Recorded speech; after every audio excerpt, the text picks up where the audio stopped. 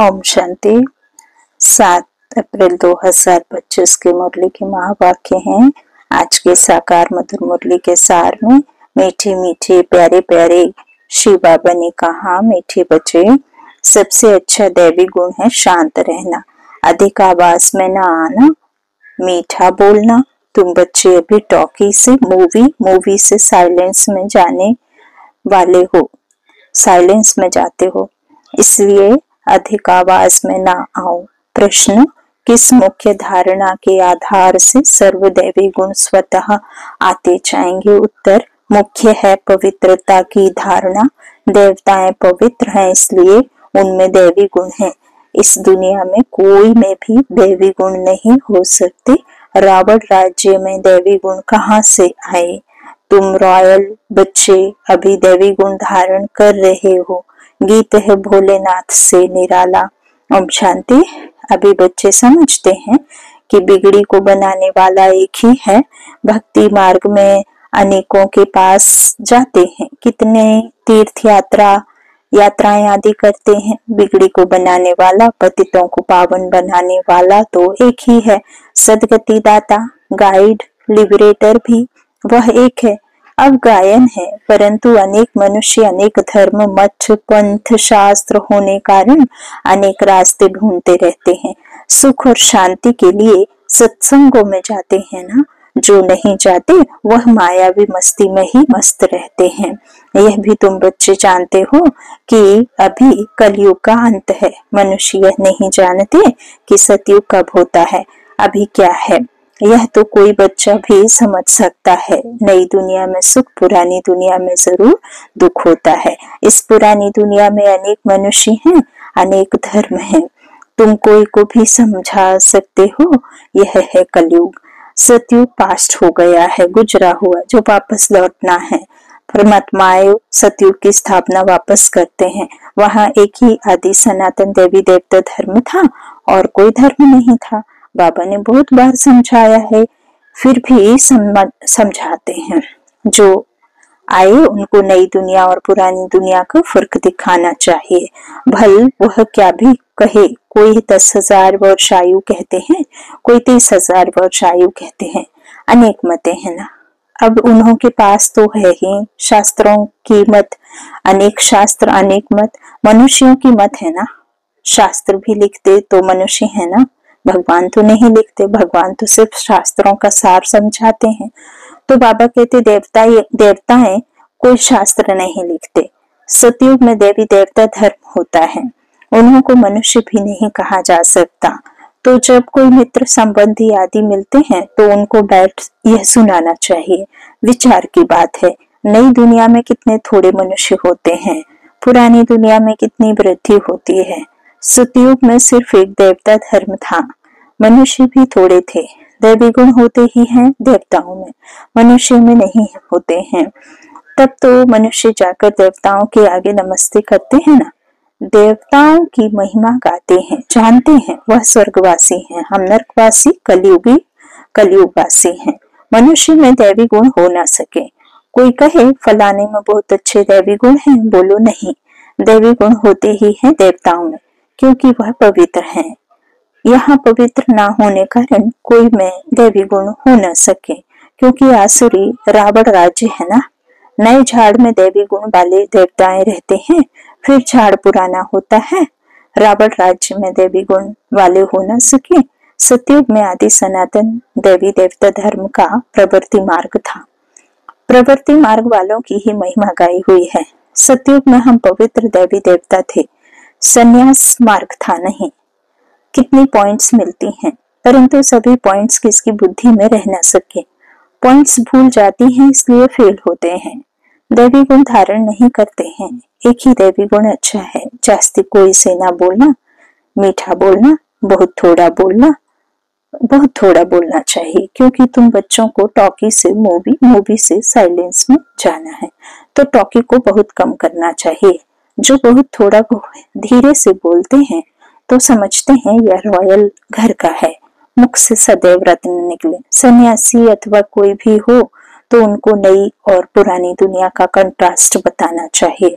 सतयुग में देवी गुण वाले देवताएं थे, वह प्रवृत्ति मार्ग था। तुम सन्यासियों का धर्म ही अलग है, फिर भी यह तो समझते हो ना। नई सृष्टि सतो प्रधान होती है, अभी तमो प्रधान है। आत्मा तमो प्रधान होती है तो शरीर भी तमो प्रधान मिलता है। अभी है ही पतित दुनिया, सबको पतित कहेंगे। वह है पावन सतो प्रधान दुनिया। वही नई दुनिया सो अब पुरानी होती है। इस समय सभी मनुष्य आत्माएं नास्तिक हैं, इसलिए ही हंगामे हैं। धनी को ना जानने के कारण आपस में लड़ते झगड़ते रहते हैं। रचयिता और रचना को जानने वाले को आस्तिक कहा जाता है। संन्यास धर्म वाले तो नई दुनिया को जानते ही नहीं, तो वहां आते ही नहीं। बाप ने समझाया है, अभी सब आत्माएं तमो प्रधान बनी है, फिर सभी आत्माओं को सतो प्रधान कौन बनाए? यह तो बाप ही बना सकते। सतो प्रधान दुनिया में थोड़े मनुष्य होते हैं, बाकी सब मुक्ति धाम में रहते हैं। ब्रह्म तत्व है जहाँ हम आत्माएं निवास करती हैं, उनको कहा जाता है ब्रह्मांड। आत्मा तो अविनाशी है। यह अविनाशी नाटक है जिसमें सभी आत्माओं का पार्ट है। नाटक कब शुरू हुआ यह कभी कोई बता ना सके। यह अनादि ड्रामा है ना। बाप को सिर्फ पुरानी दुनिया को नई बनाने आना पड़ता है। ऐसे नहीं कि बाप नई सृष्टि रचते हैं। कल्प कल्प बाबा सिर्फ और सिर्फ क्या करते हैं, आके नए से पुराना, पुराना से नया होता है, तो परमात्मा पुराने से नया करते हैं। तो बाबा कहते हैं ऐसे नहीं कि फिर नई सृष्टि रचते हैं, नहीं, पुरानी को नया करते हैं। तो बाबा कहते जब पतित होते हैं तभी पुकारते हैं, सतयुग में कोई पुकारते नहीं। है ही पावन दुनिया, रावण पतित बनाते हैं, परम पिता परमात्मा आकर पावन बनाते हैं। आधा आधा जरूर कहेंगे, आधा सुख आधा दुख। ब्रह्मा का दिन और ब्रह्मा की रात आधा आधा है। ज्ञान से दिन होता है, वहां ज्ञान नहीं है ही नहीं। भक्ति मार्ग को अंधियारा मार्ग कहा जाता है। देवताएं पुनर्जन्म लेते लेते फिर अंधियारे में आते हैं, इसलिए इस सीढ़ी में दिखाया है मनुष्य कैसे सतो रजो तमो में आते हैं। अभी सबकी जड़जड़ीभूत अवस्था है। बाप आते हैं ट्रांसफर करने, अर्थात मनुष्य को देवता बनाने। जब देवता थे तो आसुरी गुण वाले मनुष्य थे। अभी बाबा कहते जब देवता थे तो आसुरी गुण वाले मनुष्य नहीं थे। वहां अवगुणी कोई होता नहीं है, और अवगुणी को मनुष्य कहते हैं और दैवी गुणों वालों को देवता कहते हैं। तो जब देवता थे तो आसुरी गुण वाले मनुष्य नहीं थे।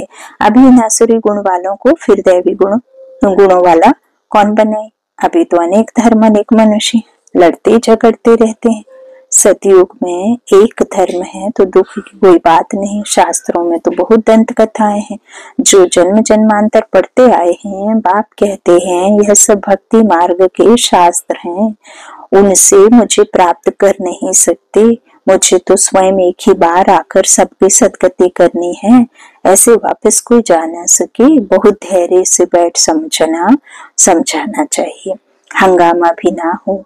उन लोगों को अपना अहंकार तो रहता है ना। साधु संतों के साथ फॉलोअर्स भी रहते हैं, झट कह देंगे इनको भी ब्रह्मा कुमारियों का जादू लगा है। सयानी मनुष्य जो होंगे वह कहेंगे यह विचार करने योग्य बातें हैं। मेले प्रदर्शनी में अनेक प्रकार के आते हैं ना। प्रदर्शनी आदि में कोई भी आए तो उसे बड़े धैर्य से समझाना चाहिए, जैसे बाबा धीरज से समझा रहे हैं। बहुत जोर से बोलना नहीं चाहिए। प्रदर्शनी में तो बहुत इकट्ठे हो जाते हैं ना, फिर कह देना चाहिए आप कुछ टाइम देकर एकांत में जाकर आकर समझेंगे तो आपको रचयिता और रचना का राज समझाएंगे। रचना के आदि मध्य अंत का ज्ञान रचयिता बाप ही समझाते हैं, बाकी तो सब नेति ही करते जाते हैं, कोई भी मनुष्य जा ना सके। बाबा कहते ज्ञान से सदगति हो जाती, फिर ज्ञान की दरकार नहीं होती। यह नॉलेज सिवाय बाप के कोई समझा ना सके। समझाने वाला कोई बुजुर्ग होगा तो मनुष्य समझेंगे। यह भी अनुभवी है। ब्रह्मा बाबा जिनका रथ स्वयं निराकार परमात्मा ने लिया है, वो भी तो अनुभवी रथ है, जरूर सत्संग आदि किया होगा। कोई बच्चे समझाएंगे तो कहेंगे यह क्या जाने, तो ऐसे को बुजुर्ग का असर पड़ सकता है। बाप एक ही बार आकर यह नॉलेज समझाते हैं, तमो प्रधान से सतो प्रधान बनाते हैं। माताएं बैठ उनको समझाएंगी तो खुश होंगे। बोलो, ज्ञान सागर बाप ने ज्ञान का कलश हम माताओं को दिया है, जो हम फिर औरों को देते हैं। बहुत नम्रता से बोलते रहना है। शिव ही ज्ञान का सागर है, जो हमको ज्ञान सुनाते हैं। कहते हैं, मैं तुम माताओं द्वारा मुक्ति, जीवन मुक्ति के गेट्स खोलता हूँ और कोई खेल खोल ना सके। हम अभी परमात्मा द्वारा पढ़ रहे हैं, हमको कोई मनुष्य नहीं पढ़ाते हैं। ज्ञान का सागर एक ही परम पिता परमात्मा है। तुम सब भक्ति के सागर हो, भक्ति की अथॉरिटी हो, ना कि ज्ञान की। ज्ञान की अथॉरिटी एक मैं ही हूँ। महिमा भी एक की ही करते हैं, वही उच्चते उच्च है, हम उनको ही मानते हैं। वह हमको ब्रह्मा तन से पढ़ाते हैं, इसलिए ब्रह्मा कुमार कुमारियां गाए हुए हैं। ऐसे बहुत मीठे रूप में बैठ समझाओ। भल कितना भी पढ़ा हुआ हो, ढेर प्रश्न करते हैं। पहले पहले तो बाप पर ही निश्चय कराना है। पहले तुम यह समझो, रचता बाप है व नहीं। सभी का रचयिता एक ही श्री बाबा है, वही ज्ञान का सागर है। बाप, टीचर, सतगुरु है। पहले तो यह निश्चय बुद्धि हो कि रचता बाप ही रचना के आदि मध्यंत का ज्ञान देते हैं, वही हमको समझाते हैं। यह तो जरूर राइट ही समझाएंगे, फिर कोई प्रश्न उठ ना सके। बाप आते ही हैं संगम पर, सिर्फ कहते हैं मुझे याद करो तो पाप भस्म हो जाए। हमारा काम ही है पतित को पावन बनाने का। अभी तमो प्रधान दुनिया है, पतित पावन बाप बिगर कोई को जीवन मुक्ति मिल न सके। सभी गंगा स्नान करने जाते हैं तो पतित ठहरे ना। मैं तो कहता नहीं हूँ कि गंगा स्नान करो, मैं तो कहता हूँ मामे कम याद करो। मैं तुम सभी आशिकों का माशूक हूँ, सभी एक माशूक को याद करते हैं। रचना का क्रिएटर एक ही बाप है। वह कहते हैं, देही अभिमानी बन मुझे याद करो तो इस योग अग्नि से विकर्म विनाश होंगे। यह योग बाप अभी ही सिखलाते हैं, जबकि पुरानी दुनिया बदल रही है। विनाश सामने खड़ा है, अभी हम देवता बन रहे हैं। बाप कितना सहज बताते हैं। बात के सामने भल सुनते हैं, परंतु एक रस हो नहीं सुनते। बुद्धि और तरफ भागती रहती है। भक्ति में भी ऐसे होता है, सारा दिन तो वेस्ट जाता है, बाकी जो टाइम मुकर्रर करते हैं उसमें भी बुद्धि कहाँ कहाँ चली जाती है। राम राम का नाम लेंगे और कहीं धंधे आदि में बुद्धि चलती रहेगी। सबका ऐसा हाल होता होगा, माया है ना। कोई कोई बच्चे बाप के सामने बैठे ध्यान में चले जाते हैं, यह भी टाइम वेस्ट हुआ ना, कमाई तो नहीं हुई। बाप तो कहते हैं याद में रहो, जिससे विकर्म विनाश हो। ध्यान में जाने से बुद्धि में बाप की याद नहीं रहती है। इन सब बातों में बहुत घोटाला है। तुमको तो आंखें बंद भी नहीं करनी है, याद में बैठना है ना। आंखें खोलने से डरना नहीं चाहिए, आंखें खुली हो। बुद्धि में माशूक ही बंद फायदा नहीं है। बाप कहते हैं याद में बैठो, ऐसे थोड़े ही कहते हैं आंखें बंद करो। आंख बंद कर कांध ऐसे नीचे कर बैठेंगे तो बाबा कैसे देखेंगे। आंखें कभी बंद नहीं करनी चाहिए। आंखें बंद हो जाती हैं तो कुछ दाल में काला होगा और कोई को याद करते होंगे। बाप तो कहते हैं और कोई मित्र संबंधियों आदि को याद किया तो तुम सच्चे आशिक नहीं ठहरे। सच्चा आशिक बनेंगे तभी उच्च पद पाएंगे। मेहनत सारी याद में है। देह अभिमान में बाप को भूलते हैं, फिर धक्के खाते रहते हैं। और बहुत मीठा भी बनना चाहिए, वातावरण भी मीठा हो, कोई आवाज नहीं, कोई भी आए तो देखे बात कितनी मीठी करते हैं। बहुत साइलेंस होनी चाहिए, कुछ भी लड़ना झगड़ना नहीं है। नहीं तो जैसे बाप, टीचर, गुरु तीनों की निंदा कराते हैं, यह फिर पद भी बहुत कम पाएंगे। बच्चों को अब समझ तो मिली है।